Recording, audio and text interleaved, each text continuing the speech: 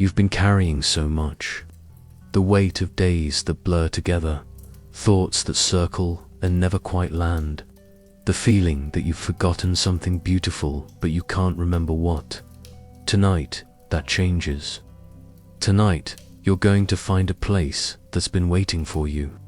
Imagine a small cafe, glowing softly beneath a starlit sky.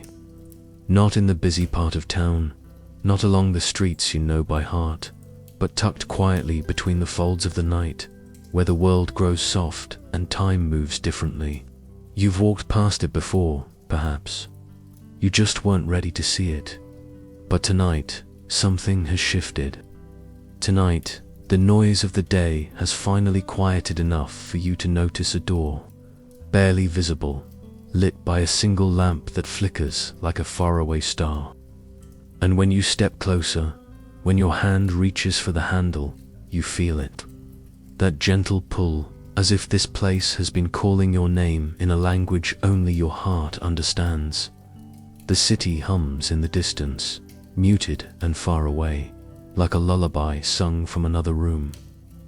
You can hear it faintly, the low murmur of traffic settling into stillness, the whisper of wind moving through empty streets.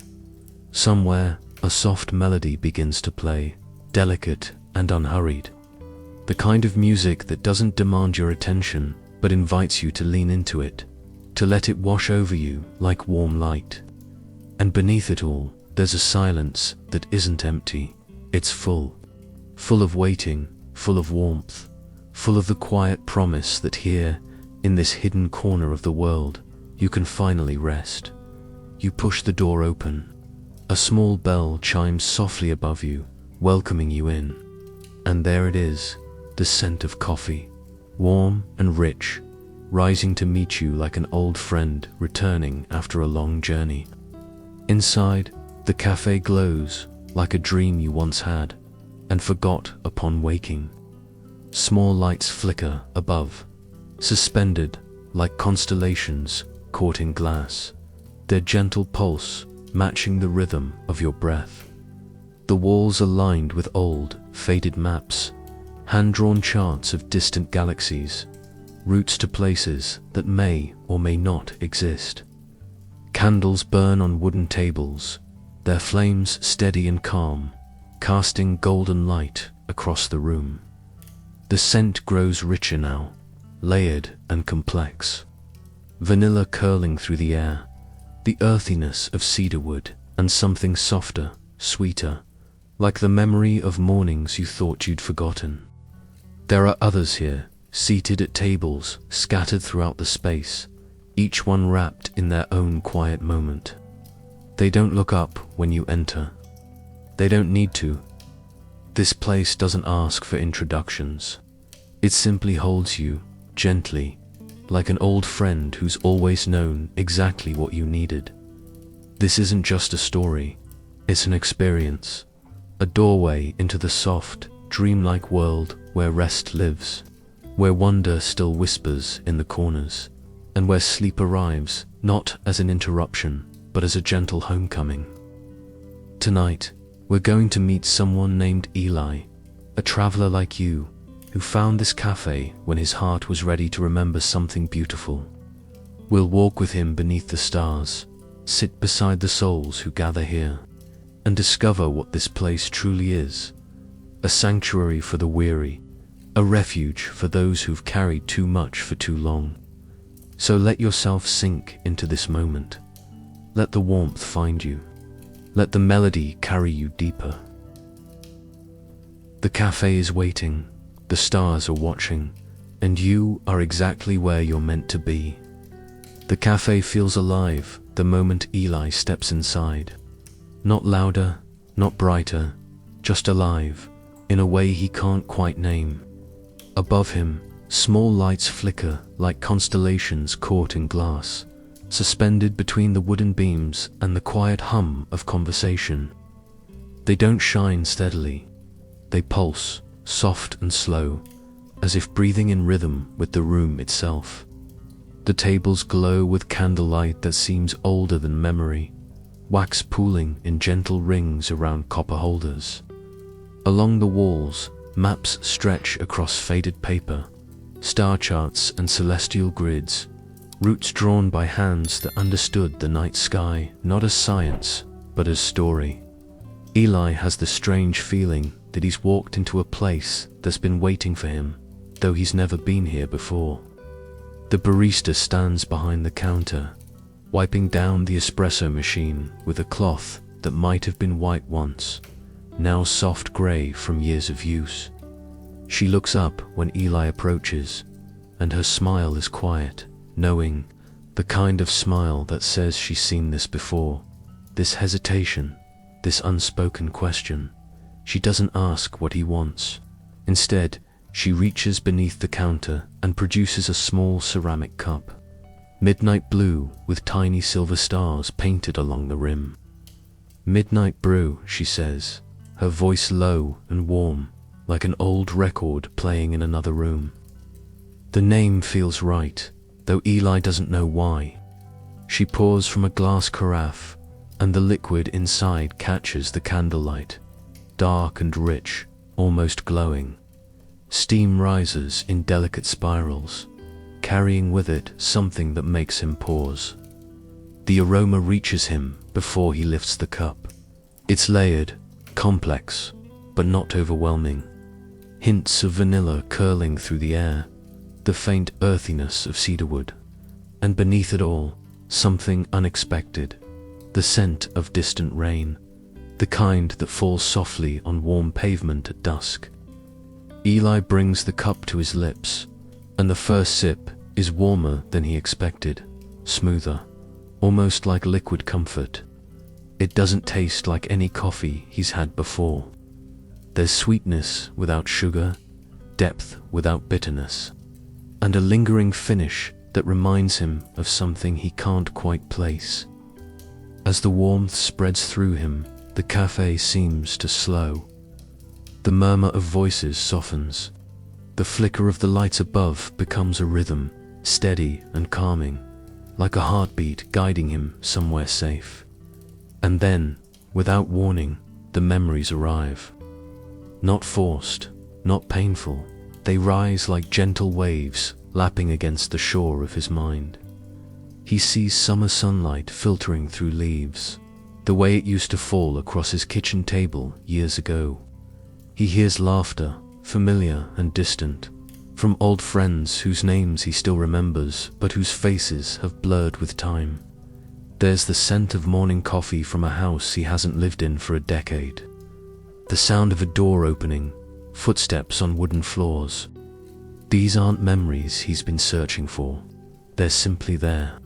As if the coffee has unlocked a quiet room inside him where everything he once loved has been waiting, patient and kind. He takes another sip, and the warmth deepens, not just in his throat, but in his chest, spreading outward like the slow unfurling of something that's been held too tightly for too long. Eli sets the cup down gently, and for the first time in what feels like months, he notices how still he is. His shoulders have dropped, his breath has slowed.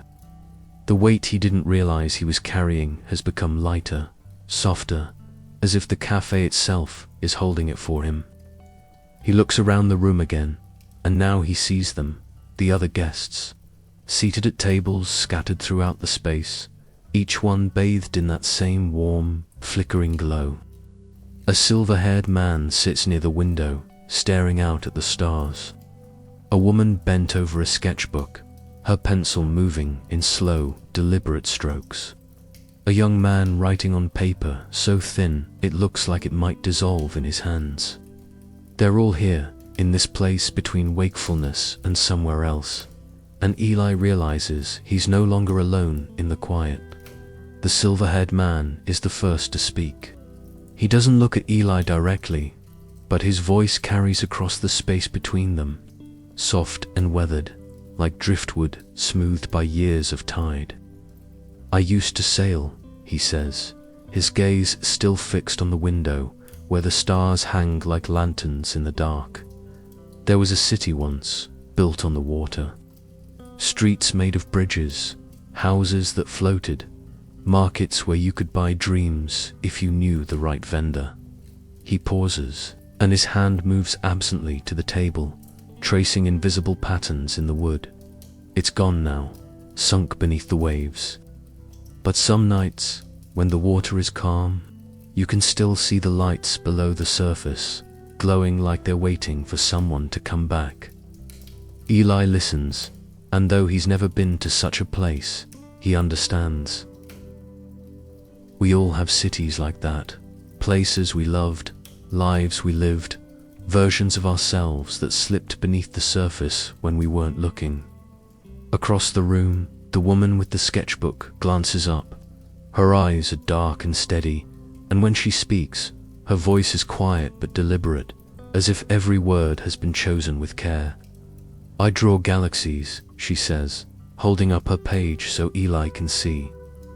The paper is covered in planets, stars, and delicate lines that connect them all, thin threads of graphite weaving through the emptiness. People think space is about distance, about how far things are from each other. But I think it's about the lines, the invisible threads that pull us together, even when we're worlds apart. She taps her pencil against the drawing, and the sound is gentle, rhythmic. We're all connected by something fragile, something we can't see, but we feel it, especially when we're alone. Eli nods, and he feels it now, that thread, stretching from him to these strangers, to the barista behind the counter, to everyone who's ever sat in a place like this and realized they weren't quite as lost as they thought. The young man at the corner table has been writing the entire time, his pen moving steadily across the thin paper, filling line after line with words Eli can't read from where he's sitting. When he finally looks up, his face is soft, almost dreamy, like someone who's just woken from a long sleep. I write letters to the moon, he says, and there's no embarrassment in his voice, no apology. I know it sounds unusual, but I write to myself in the future, to the version of me who might have forgotten how to hope, or wonder, or believe that something good is still possible. Single quotes, he folds the letter carefully, his fingers slow and precise, and tucks it into an envelope already yellowed at the edges. I don't know if anyone reads them, but I think that's not the point. The point is that I still believe someone should. Eli watches him seal the envelope, and something inside him softens. We all send letters like that, don't we? Little messages to the parts of ourselves we hope still exist. The three of them fall silent again, but it's not an empty silence. It's the kind that holds weight, the kind that feels full rather than hollow. Eli sips his coffee, and the warmth returns, spreading through him like the echo of a conversation he didn't know he needed. The sailor's lost city, the artist's fragile threads, the writer's hopeful letters, they're all pieces of the same longing, the same quiet grief that lives in everyone who's ever felt the world become too loud, too fast, too far from what they once dreamed it would be. And yet, here in this cafe, beneath these flickering lights that pulse like stars, it doesn't feel sad. It feels tender. It feels like coming home to something you didn't realize you'd been searching for. The barista moves between the tables, refilling cups with slow, deliberate care. And Eli notices how her movements are almost ritual. The tilt of the carafe, the soft clink of ceramic, the way she nods at each guest as if acknowledging something unspoken. She approaches Eli's table and pauses, her eyes meeting his for just a moment. They're good company, aren't they? She says, her voice barely above a whisper. The ones who find their way here. Eli nods, and she smiles, that same quiet, knowing smile from before. She moves away, but her words linger, and Eli realizes she's right. These aren't strangers. They're reflections, echoes, quiet companions in a place where time has learned to be patient. And as the candlelight flickers and the stars outside seem to lean a little closer, Eli feels his own story beginning to surface, rising gently from the depths where he'd thought it was lost. Eli stands, his legs steady beneath him, and follows a pull he can't quite explain. Near the back of the cafe, past the soft murmur of voices and the gentle clinking of porcelain, there's a wall he hadn't noticed before. It's old, older than the rest of the room, perhaps older than the building itself. The surface is covered, layered thick with paper, letters folded and tucked into cracks, sketches pinned with rusted tacks, maps drawn on napkins, postcards with no addresses, photographs curling at the edges. Some of the writing is fresh, ink still dark and clear. Others have faded to whispers, barely legible, as if time has been slowly erasing them back into silence. Eli steps closer, and the scent of paper and dust mingles with the lingering aroma of coffee, creating something nostalgic, something that feels like opening a drawer you haven't touched in years. He begins to read, his eyes moving from one note to the next, each one a small window into someone's heart. "I wish I could remember her laugh," one says, written in careful cursive on lined paper. Another, scrawled in hurried pencil, "Forgive me for the silence." A child's drawing of a house with too many windows, labeled simply, "Home." There are confessions here, quiet and unguarded, the kind people only speak aloud when they believe no one is listening. "I'm afraid I've forgotten how to be kind to myself. I miss the person I was before everything changed. Sometimes I dream of a life I never lived, and it feels more real than this one." Eli's chest tightens, not with sadness, but with recognition. These are the thoughts we carry alone, the ones we think make us different, until we see them written by someone else's hand and realize we've never been alone at all. One note catches his eye, tucked between a watercolor painting of the moon and a postcard from a city he doesn't recognize. The paper is yellowed, the edges soft with age, and the handwriting is elegant, deliberate, as if someone took their time choosing each word. Eli leans in, and the words seem to glow faintly in the candlelight. He reads it again and again. The phrase settles into him like a key turning in a lock he didn't know existed. It's simple, almost too simple, but somehow it holds everything, the weight of what's been lost, and the gentle promise that it was never really gone, just forgotten, just waiting. He reaches out, his fingers hovering over the paper, and for a moment he feels the presence of whoever wrote this. Someone who understood what it meant to lose wonder and then find it again in the smallest, quietest places. Around him, the cafe begins to shift. The music, which has been playing softly in the background this entire time, grows even quieter, as if the room itself is leaning in to listen. The flickering lights above slow their rhythm, each pulse a little longer, a little softer, like a heartbeat easing into rest. Eli feels his breath deepen, his shoulders drop further, and that phrase echoes through him. "You only forgot how to remember the wonderful." He thinks of the summer sunlight, the laughter of old friends, the scent of morning coffee, all the memories that rose when he took his first sip. He thinks of the sailor's lost city, the artist's fragile threads, the writer's hopeful letters. They're all pieces of the same truth. That wonder doesn't disappear. It just slips beneath the surface, waiting for us to be still enough to find it again. Eli steps back from the wall, but he doesn't look away. The notes, the sketches, the maps, they're all still there, layered and tangled. A testament to every person who's ever walked into this place and left a piece of themselves behind. And he understands now why the wall exists. It's not a memorial. It's not a graveyard for lost dreams.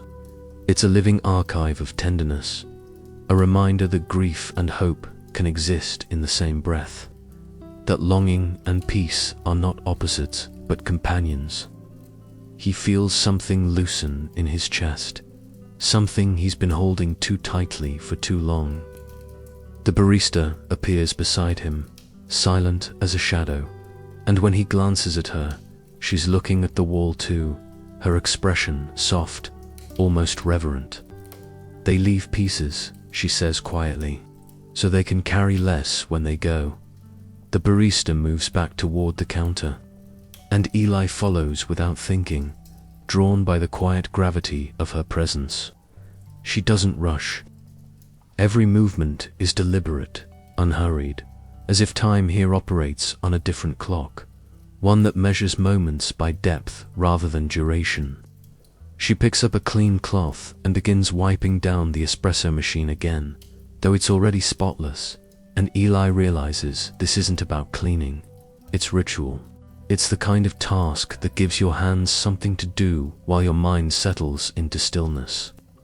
He leans against the counter, his coffee cup cradled between his palms, and waits. He's learned, in the brief time he's been here, that this place doesn't respond to hurry. It responds to patience, to the willingness to let silence speak first. "Every cup here," she says finally, her voice low and steady, "is brewed from someone's story." She doesn't look at him as she speaks. Her eyes remain on her work, on the slow, circular motions of the cloth against metal. Some people drink to remember. They come in heavy with forgetting, and the coffee brings it all back. The faces, the voices, the moments they thought they'd lost. Others drink to let go. They've been carrying something too long, something that's turned bitter, and they need to set it down. She pauses, her hand stilling for just a moment, and then she continues. "The coffee knows which one you need. I just pour it." Eli feels the weight of her words settle over him like a blanket, warm and undeniable. He thinks of his first sip, the way the memories rose so gently, and he wonders which one he came here for, to remember or to release. She sets the cloth down and finally turns to face him, her eyes dark and calm, like deep water under moonlight. "You've been wondering," she says, and it's not a question. "You've been wondering if this place is real." Eli opens his mouth to respond, but she raises a hand, gentle, stopping him before he can speak. "It is and it isn't. The cafe exists. The coffee, the walls, the people, they're all real. But they're also something else. This place sits between wakefulness and sleep, between the world you walk through during the day and the one you visit when you close your eyes at night." She pauses, letting the words settle. People don't find this cafe by accident. They find it when their hearts are ready to rest, when they've carried enough weight that they need somewhere to set it down, even if just for a moment. Her words are soft, but they land with the force of truth, the kind that doesn't need to be loud to be undeniable. Eli glances around the room again, at the silver-haired sailor, the woman sketching galaxies, the young man folding his letters. They all seem so solid, so present, and yet now he sees them differently, not as strangers in a cafe, but as visitors in a liminal space, a sanctuary that exists only for those who need it most. "So this is," he begins, but he doesn't know how to finish the sentence. "A dream, a memory, a place his mind created to give him what he couldn't find anywhere else." The barista smiles, that same quiet, knowing smile, and she shakes her head gently. "Don't try to name it," she says. "Names make things smaller. This place is what it needs to be for whoever walks through the door. For you, tonight, it's a place to remember the wonderful. For someone else, it might be something different entirely, but it's always safe, it's always warm, and it's always here when you need it." She picks up the carafe and pours herself a small cup. The first time Eli has seen her drink anything. She lifts it to her lips, takes a slow sip, and closes her eyes briefly, as if savoring something only she can taste. When she opens them again, she looks at Eli with something that feels like recognition.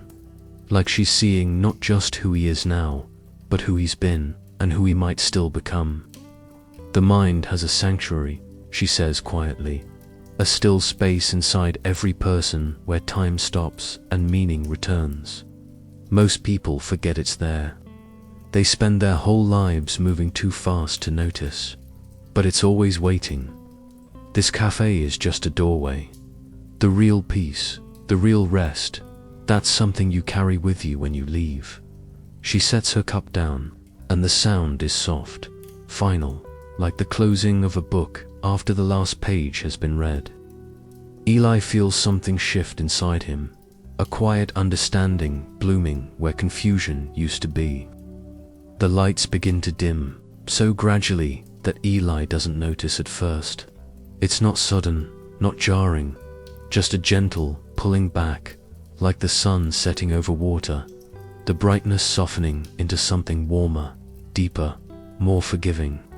The constellations above flicker slower now, their pulses stretching longer between each breath of light, and Eli feels his own breathing fall into rhythm with them. In, hold out. In, hold out. The cafe around him grows quieter, not with silence, but with a kind of hush that feels sacred, the way a forest feels just before dawn.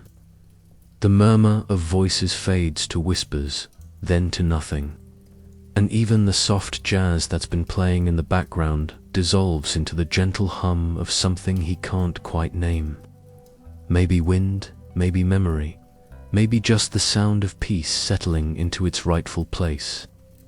The barista moves through the room one last time, extinguishing candles with a small brass snuffer, and each flame blinks out with a tiny sigh, a whisper of smoke curling upward before disappearing.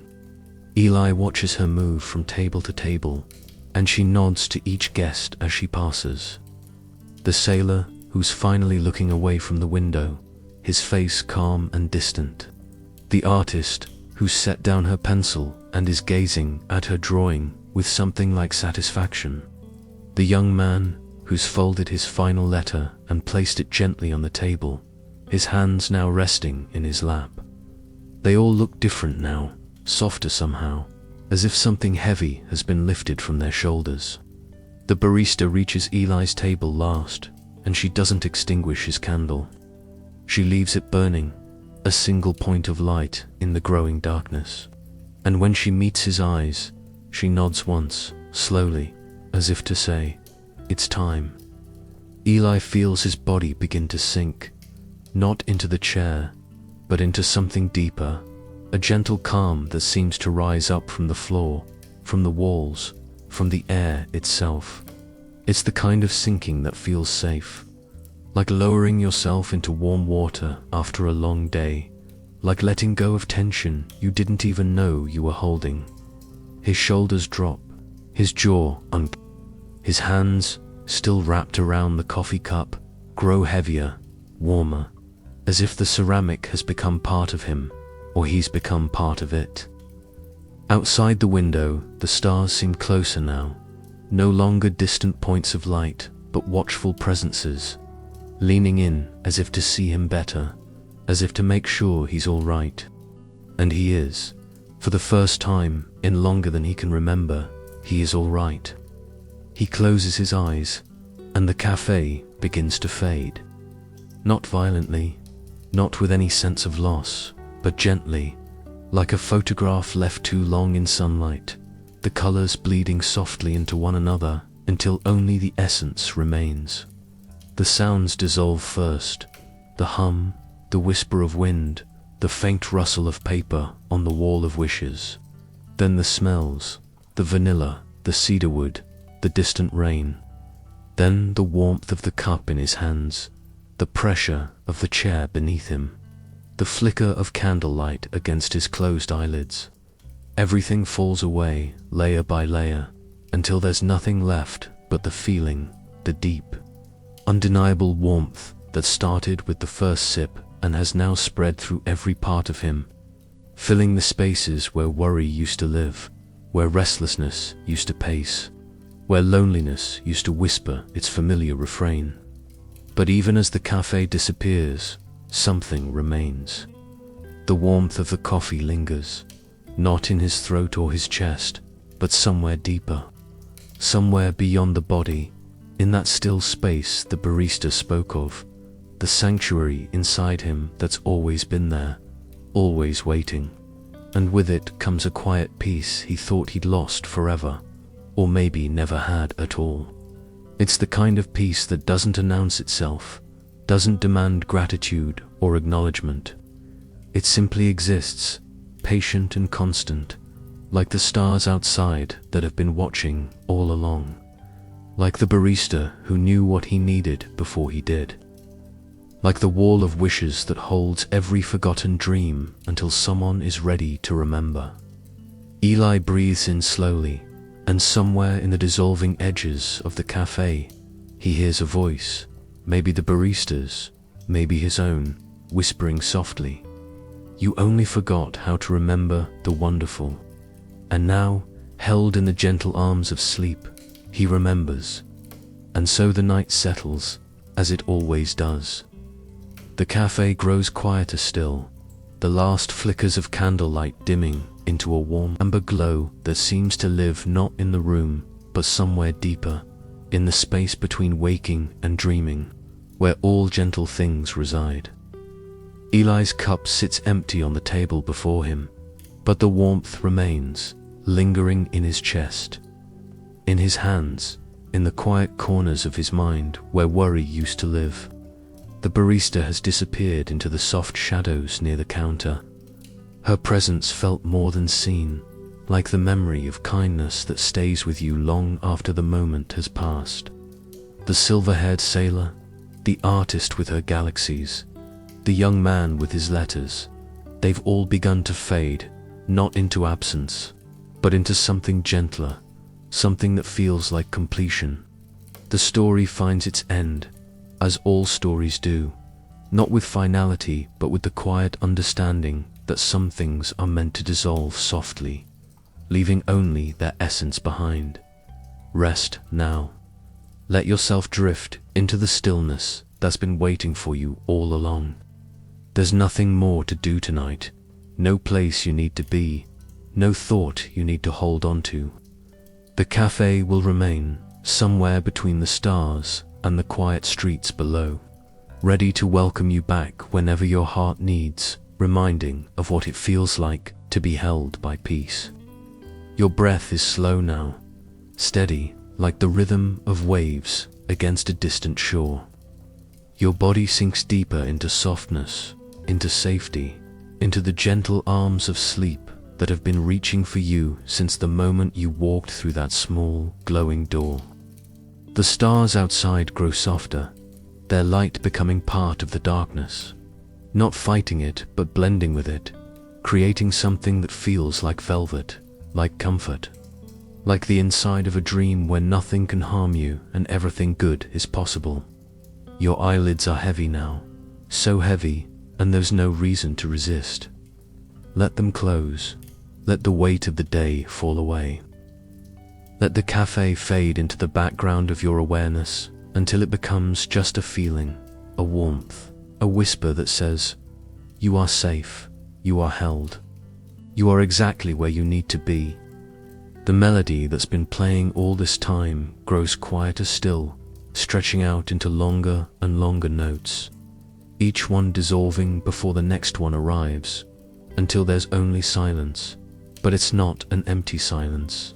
It's full of everything you need, full of rest, full of peace, full of the gentle promise that tomorrow will come in its own time, and tonight belongs only to sleep. Somewhere in the distance, you hear the barista's voice one last time, so soft you can barely make out the words, but you know what she's saying because your heart has always known. The wonderful was never lost. You only forgot how to see it. And now, in this quiet moment, You remember. You remember that rest is not something you have to earn. Peace is not something you have to chase. They're already here, already yours, waiting in the stillness you've been afraid to enter. So enter it now. Let go of the last thread of wakefulness. Let yourself fall, gently, softly, into the deep well of sleep that has no bottom. Only endless comfort, endless dark, endless rest. The cafe is fading now, truly fading, becoming nothing more than a feeling in your chest, a warmth in your bones, a memory of a place that exists between heartbeats, between breaths, between one moment and the next. And as it fades, you realize you're not losing anything. You're taking it with you. The sailor's courage to remember what's been lost. The artist's understanding of invisible connections. The writer's hope that someone, somewhere, still believes in wonder. The barista's quiet wisdom that peace lives inside you, always. These gifts are yours now. They'll be there when you wake, woven into the fabric of who you are, subtle but undeniable, like the memory of a dream that changes everything even though you can't quite recall the details. Sleep now, traveler. Sleep deeply, sleep softly, sleep without worry or fear or the need to be anything other than exactly what you are in this moment, which is someone who deserves rest, who has earned this peace, who is held by forces far gentler than they ever knew existed. The cafe is gone. The stars are watching. Your breath is slow and steady and endless. And somewhere in that still space inside you where the cafe lives forever, a small flame continues to burn, casting its light on the truth you needed to remember. You only forgot how to remember the wonderful, and now you remember. Now you rest. Now you sleep. If you'd like more stories like this one, gentle tales for quiet nights, places where rest lives and wonder still whispers, you'll find them here, waiting. A new journey each week, a soft landing when the world feels too loud.